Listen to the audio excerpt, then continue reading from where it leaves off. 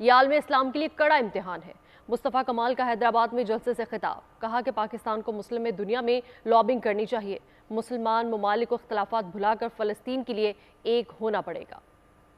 جب بات آئے گی فلسطین کی، جب بات آئے گی بات ہوگی قبلہ اول کی، جب بات ہوگی اسرائیل کے مظالم کی، تو ہم اپنے اختلافات کو رکھنے کے باوجود آج یہ اس پنڈال میں سب ایک ہیں۔ دو ٹوک انداز میں اپنی بساط سے بڑھ کر دنیا میں لابنگ کرنی چاہیے، مسلم امہ میں لابنگ کرنی چاہیے کہ اپنے اختلافات رکھنے کے باوجود اس نقطے پہ ہم سب کو، سارے امہ کو ایک کرنے کی کوشش کرنی چاہیے۔ ایک جگہ سے اسرائیل کے ظلم کے خلاف جمع ہونا چاہیے، فلسطینیوں کی آواز بننی چاہیے، اسرائیل کے یہودیوں کے پروڈکٹ کو بوائیکاٹ کرنا چاہیے، ان کے معاشی جہاں جہاں مفادات ہیں ان کے اوپر جو ہے وہ اپنے آپ کو